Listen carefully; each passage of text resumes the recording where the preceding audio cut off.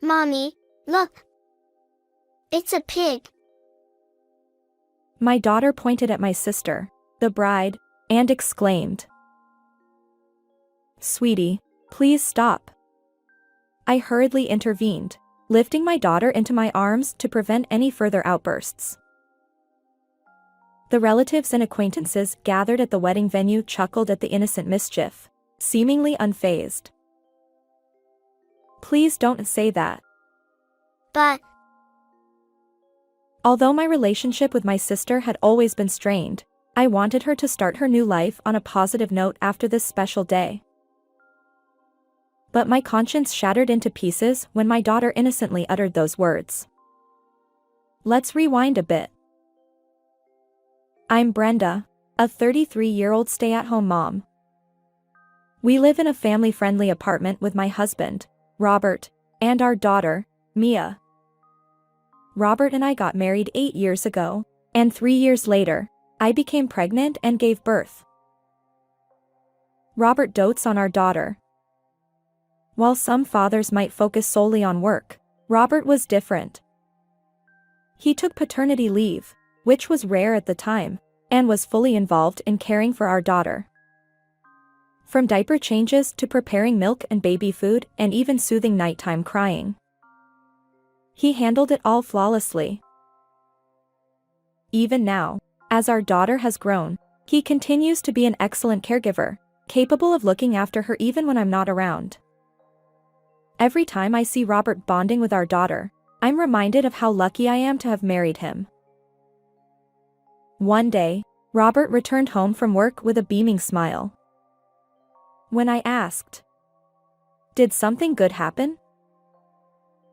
he replied, Actually, I'm getting promoted soon. And I'll finally get to participate in a project I've wanted to be part of for a while. "Wow, that's amazing. You've been working so hard lately. Congratulations." I congratulated Robert, and our daughter chimed in, Daddy, you're awesome. clapping her little hands with a smile. Robert gently patted her head and said, I can give my best because of you too. Thank you always. It was a picture-perfect marriage. However, there was one concern in our seemingly idyllic life: Robert's personality. He was kind-hearted, not just to family but to everyone. While it's undoubtedly a good trait, it sometimes borders on being a people-pleaser. On top of that, he could be easily influenced. Shortly after we got married, his accommodating nature led to a minor incident. Robert's college female friend unexpectedly showed up at our home. It turned out that Robert had been advising her, which caused the situation. Robert had said things like, "I'm here to listen anytime," or "lean on me when things get tough." True to his words, she came all the way to my house. At that moment, I was also at home, so I asked her to leave right away. But if I hadn't been there, Robert probably would have let her in. Maybe she would have pushed for a closer relationship. After the female friend left, I had given Robert a gentle warning, but he didn't seem to grasp what was wrong. That's why I worry sometimes that the same situation might happen again. It's precisely because I care about Robert. One day, after driving my daughter to kindergarten, I was cleaning the living room. My phone, which was on the dining table, started vibrating. I turned off the vacuum cleaner and checked. There was an email. The sender was my sister, who is 2 years older than me. What? No way. I couldn't help but exclaim. After all, my sister and I hadn't communicated for several years. To receive an email from her out of the blue felt like an emergency situation. I quickly opened the email. To my surprise, it was an apology letter.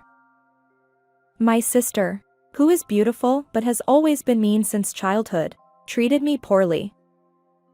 She would assign me homework or household chores, take away games I bought with my allowance, and even once stole my first boyfriend in high school. That's why I've kept minimal contact with her. The last time we interacted was when I invited her to my wedding. Now, out of the blue, she writes, "Sincere apologies for everything. I'd like to apologize in person." I wondered what game she was playing. Honestly, part of me thought, why bother now? On the other hand, we're both adults, and while we may not become close, perhaps we can have a civil relationship. After much contemplation, I finally decided to reply, writing and rewriting the message several times. In the end, I agreed to meet her at my place this coming Sunday. On that day, when I saw my sister after several years, she was still as beautiful as ever. Not trying to look younger, but with a beauty befitting her age. Brenda, it's been a while. Thanks for inviting me today. Here's a little gift. She smiled and handed me a cake box. I ushered her into the living room and guided her to the sofa. Then, I went to make coffee and returned to her side. Thank you. Where's Mia and Robert? She glanced around nervously.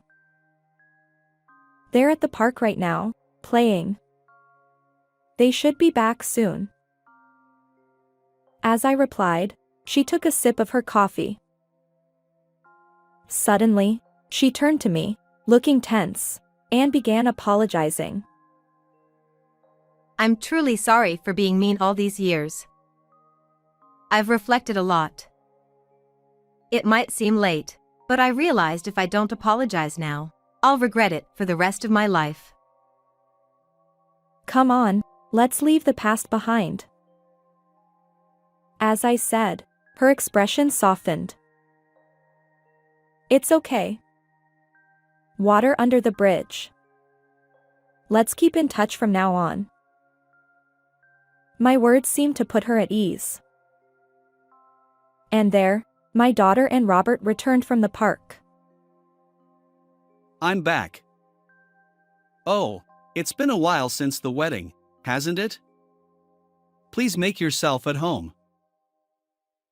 I had explained the situation to Robert on the day my sister contacted me. As for my daughter, I had simply told her that her aunt was coming over to play. Hello. Hey, let's play house together. I'll be a mom. Despite meeting for the first time, my daughter seemed to take a liking to my sister and invited her to play. My sister readily agreed. Sure, let's play. I had worried about shyness, but it turned out there was no issue at all. Later, the four of us enjoyed a pleasant time while eating the cake my sister had brought. I couldn't help but think that we should have reconciled sooner. Time had somehow slipped past, and it was already past 3 p.m. I'm getting sleepy. She had been playing energetically until just now, so it was only natural. Let's take a nap then. Brenda, I'll put her to sleep. Robert said this, but our daughter shook her head. Today, I want mommy to pat my head, not daddy. It's unusual, but sure. Mommy will give you some head pats. Usually, Robert handled bedtime, but occasionally, she sought comfort from me like this. Perhaps she was in that mood today. Leaving Robert and my sister in the living room, I led my daughter to the bedroom. Within minutes, she was already peacefully asleep, her breathing steady. I watched her sleeping face for a few more minutes. After making sure not to wake my daughter, I quietly left the bedroom and returned to the living room. Robert and my sister were chatting while watching a rerun of a variety show. Oh, you're back. Well, Mia seems to be asleep, so I'll head home. Really? Since you're here, why not stay for dinner? Actually, I have something to do later. But let's plan another get-together sometime. With that, my sister left gracefully. It felt good to know we were building a positive relationship. About a week after my sister visited, I received a call from a local friend. We regularly kept in touch, but this time, she invited me on a trip. It was in celebration of my upcoming birthday. Of course, I wanted to go. While we'd taken family trips since Mia was born, I hadn't gone on a trip with friends. Even though Robert assured me he could handle Mia for a whole day, I hesitated to burden him, and honestly, I felt anxious about being away from my daughter. After much deliberation, I decided to put off my response temporarily. Then, I mustered the courage to consult Robert. A trip? That's great. Go ahead. I'll take care of Mia. But really? The destination is quite far. It's a 2-night, 3-day trip. Can you really take time off work? I expressed my concern, and Robert shook his head. No worries. I can take time off. Besides, I've been pestered by my boss to use my paid leave. So go ahead. Relieved by his words, I embarked on a 2-night, 3-day trip with my friends a month later. The trip was delightful. It felt like I was reliving my single days, enjoying food, sightseeing, and everything. When I returned, Robert and Mia warmly welcomed me. While I was away, they dined out and explored shopping malls, seemingly having a great time. I was relieved that everything went smoothly. As I organized my suitcase from the trip, my sister called. Although we hadn't met in person since her visit to my home, we occasionally exchanged emails. Hello, what's up? Sorry to call at this hour. I have something exciting to share. Her voice sounded jubilant. It seemed like good news. Actually, I'm getting married to the person I've been dating. We're having the wedding in 3 months, and I'd love for Brenda, Robert, and Mia to be there. Wow. Congratulations. We'll definitely be there. I remember her mentioning a serious relationship during our last meeting.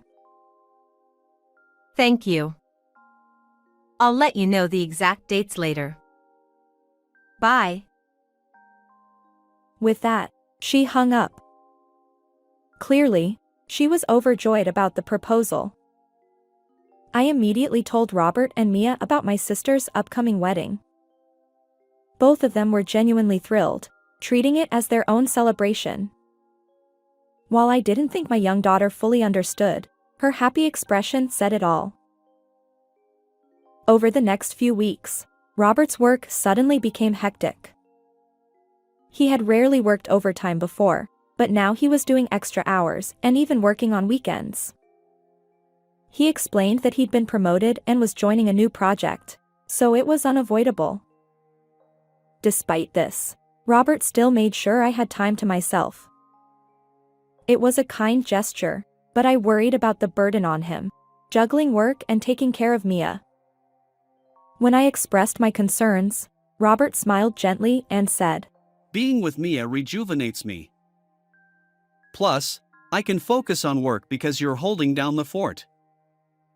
Sometimes, I want you to take a break. Was there a better husband and father out there?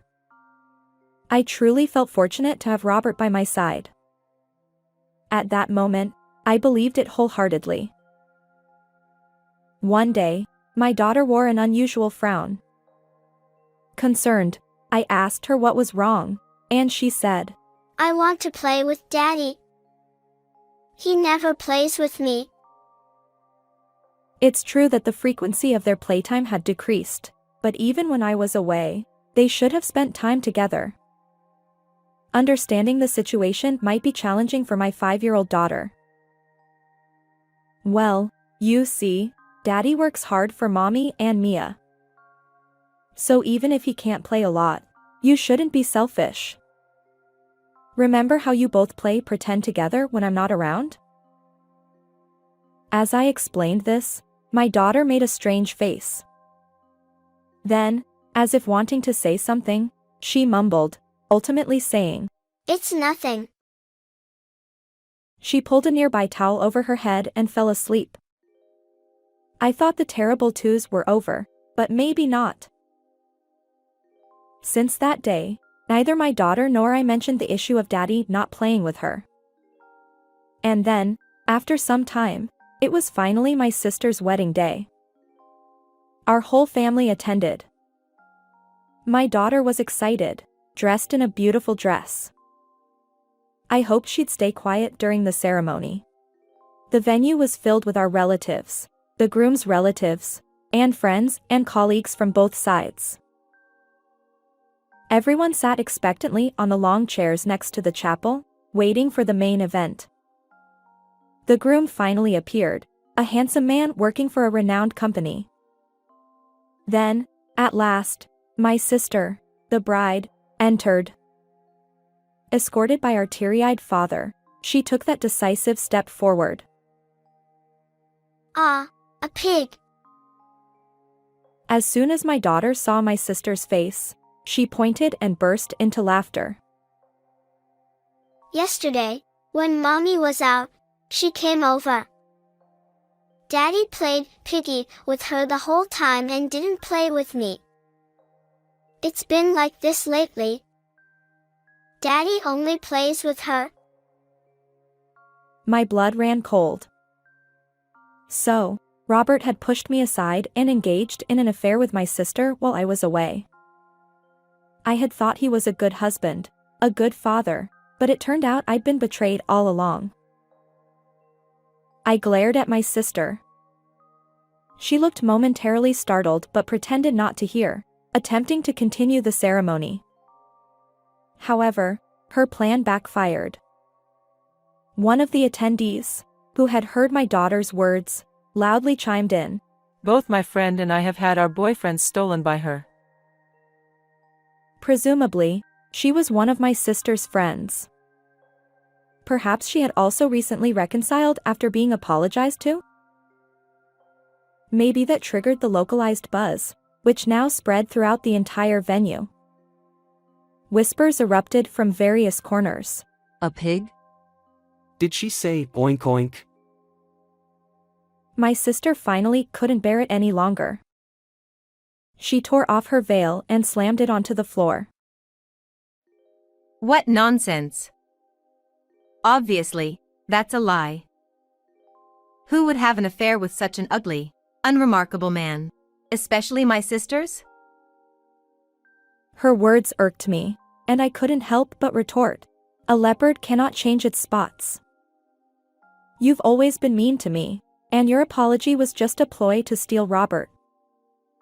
Well, I won't be fooled anymore. I'll investigate thoroughly and take appropriate action. My sister shouted back. How dare you? Then, from somewhere in the crowd, a disdainful voice murmured. A pig shouldn't have a wedding.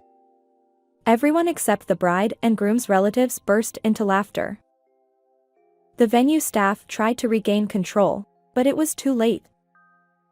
My sister finally lost it. She tossed her disheveled hair, lifted the hem of her long wedding dress, and ran away, shouting, Remember this. And just like that, she fled. A few days later, as promised, I gathered evidence of the affair and successfully divorced Robert. Naturally, I demanded compensation from both Robert and my sister. Robert paid a lump sum for child support as well. My sister, due to the cancelled wedding, faced additional compensation claims. Despite having a decent career, She lost her job due to the scandal. Now, she barely scrapes by with temporary work, her once prized beauty fading. I can't find any sympathy for her. Meanwhile, news of Robert's affair leaked somehow, becoming a topic at his workplace. Whispers and direct comments like, "Aren't you with the pig today?" followed him. His expected promotion was revoked, and he was removed from the project he'd been involved in. Reduced to menial tasks, he's now being encouraged to resign voluntarily. Afterward, my daughter and I returned to my family home. My parents were furious with my sister, and on the day the wedding was cancelled, they officially cut ties with her. In a way, our family home became the safest place for us. I regret that my daughter lost her father due to my sister's actions, but being raised by such a betrayer would likely have negative consequences in the long run. Now that my daughter doesn't have her father around, I need to step up and do my best. I'm determined not to inconvenience my daughter. With the unwavering support of my parents, I found a new job and started over in a new environment. How did you find this story? If you enjoyed it, consider subscribing to our channel. Until next time.